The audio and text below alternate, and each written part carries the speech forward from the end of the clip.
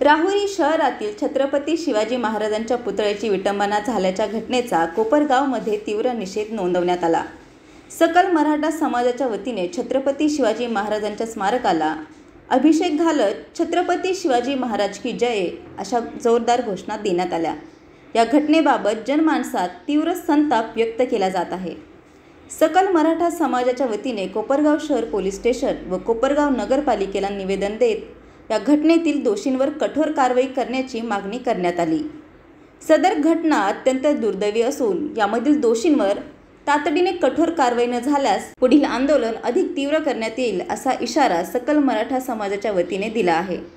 तसेच कोपरगाव शहरातील सर्व महापुरुषांच्या स्मारकाजवळ CCTV कॅमेरे बसवण्याची मागणीही करण्यात आली आहे।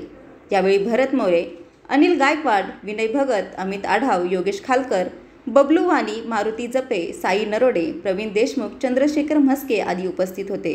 या घटनेबाबत प्रशासनाने लवकरात लवकर कारवाई करावी, अन्यथा उग्र आंदोलन छेडण्यात येईल असा ठाम इशारा देण्यात आला आहे।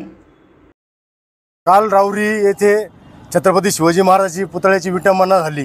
त्या विटंबना जो करणारा जो हरामखोर आहे त्याचे पहिले हातपाय तोडा त्या हरामखोराचे, आणि त्याच्या घरावर आहे ना बुलडोझर चालवा पहिले। हे कोणीच करून हे करू राहिले जे बसलेले ना सत्तेवर, हेच चाललं यांचे नाटकं। हे सत्तेवर बसणारे जे आहे ना हे 2-4 टक्के, ह्या टग्यांना पहिले ना यांना धडा शिकावा लागणार आहे, त्याशिवाय हेच राखण्यावर येणार नाही। ते काय आहे तिथं बसून आहे ना बोट लावायचे कामं करू राहिले। अहो का फक्त महाराजांचीच पुतळे सापडू राहिली यांना। जालन्याला तेच, राहुरीला तेच, नागपूरला तेच, चालला का यांचा हा प्रकार? तो एक तो हरामखोर, तो कोरटकर, कुठली पायदाशी कुठली नाही ती, त्याला लाज वाटत नाही हरामखोराला। महाराजांविषयी काही बोलत होतो। एक ध्यानात ठेवा, हे कुठेतरी थांबवा तुम्ही, नाही तर निबर धोपाटल्या जातील तुम्ही। तुम्हाला आत्ताच सांगतो, मंत्री भिंत्री असू काय असू आम्ही खात नाही कोणाला, तुम्हाला आत्ताच सांगतो आम्ही। जे काय होईन ते होईन ते पाहून घेऊ आम्ही।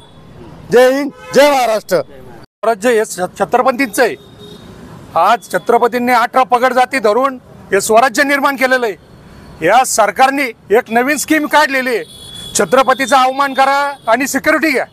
कोणी येतं मागा पुतळा पाडला त्याला सिक्युरिटी, सोलापूरकर पळाला तो अजून सापडाना, कोरटकर VIP ट्रीटमेंटमध्ये। आता आरोपी आहे यांनी छत्रपतींचा अवमान केला, याला VIP मध्ये ट्रीटमेंटमध्ये आणतील, त्याला मध्ये मस्त खाऊ पिऊ घालतील।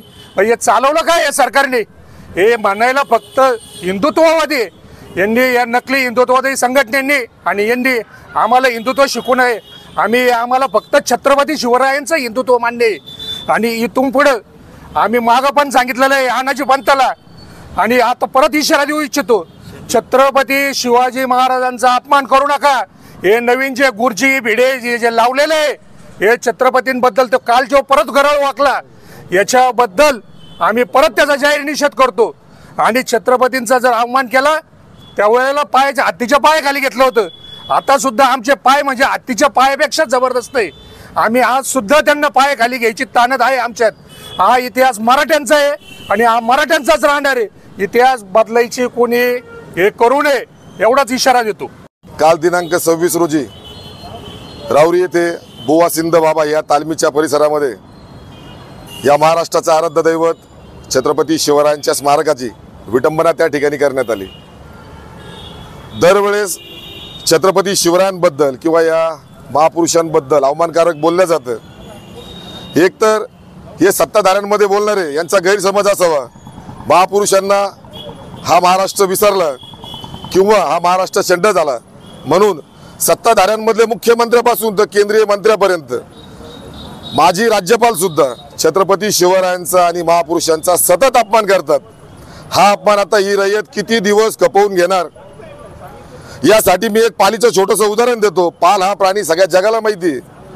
पाल आपल्या दुश्मनापासून वाचण्यासाठी पळत असताना आपली शेपूट त्या ठिकाणी सोडून जाते आणि ती जिवंत वळवळणारी शेपूट 5 ते 6 मिनिटं जिवंत असते आणि दुश्मनाची दिशाभूल ती शेपूट करते आणि ती पाल निष्ठून जाते, पण कालांतराने त्या पालीला पुन्हा शेपूट येते। असं हे चक्र सतत चालू असतं।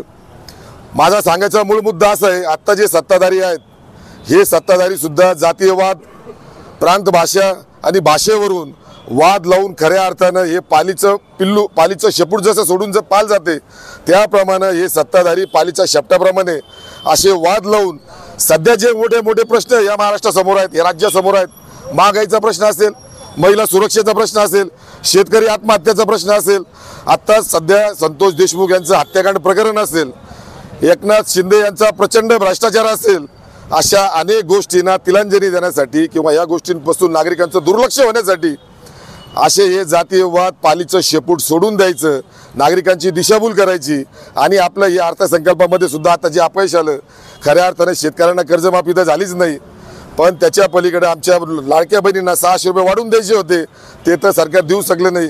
हे अर्थसंकल्पामधलं आलेलं अपयश हे सगळं लपवण्यासाठी हे जे खऱ्या अर्थाने जातीय पालीचं शेपूट आहे हे सोडून देतात आणि आपला खरा प्रॉब्लेम त्या ठिकाणी त्याच्यातून निष्ठून जाण्याचा प्रयत्न करतात. मी या जनतेला, या रयतेला आव्हान करतो, असं किती दिवस आपण छत्रपतीचा अवमान आपण सहन करून घ्यायचा.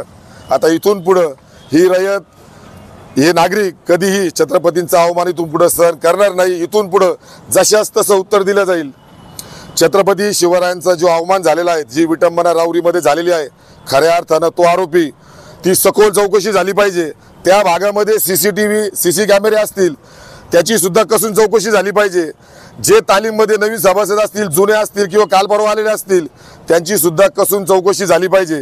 कारण सध्या हे नकली हिंदुत्ववादी सरकार फक्त अशा गोष्टींना गालबोट लावायचं, जातीयमध्ये तेढ निर्माण करायचं, कुठल्या तरी एका विशिष्ट समाजाला टार्गेट करायचं, जातीय दंगली घडवून आणायचं आणि निवडणुका जिंकायच्या, पुन्हा सत्तेमध्ये यायचं, यासाठी यांचा सगळा हा घोडबंगाल चालू आहे. ही सगळी उठाठेव त्यासाठी चालू आहे. मी पुन्हा एकदा सांगतो, या नगर जिल्ह्यातील जे गुंड प्रवृत्तीचे असतील, 2 नंबर व्यवसायातील असतील, त्यांना सुद्धा पोलीस प्रशासनानं ताब्यात घ्यावं. त्यांच्याकडून खऱ्या अर्थानं कसून चौकशी झाली पाहिजे. हे त्यांचीच पिल्लावळं असतील. हे पिल्लावळं असं विनाकारण जातीय तेढ निर्माण करून सत्ता उपभोगण्याचं काम करतायत. पुन्हा एकदा आव्हान करतो, इथून पुढं छत्रपतीचा अवमान आम्ही सहन करणार नाही. आता निषेध नाही करणार, आता दुग्ध अभिषेक घालणार नाही. छत्रपतीचं शासन जसं होतं तशाच तसं उत्तर देऊ. त्याचप्रमाणे आम्ही आता इथून पुढे वागू. जय हिंद, जय महाराष्ट्र, जय शिवराय, जय संविधान.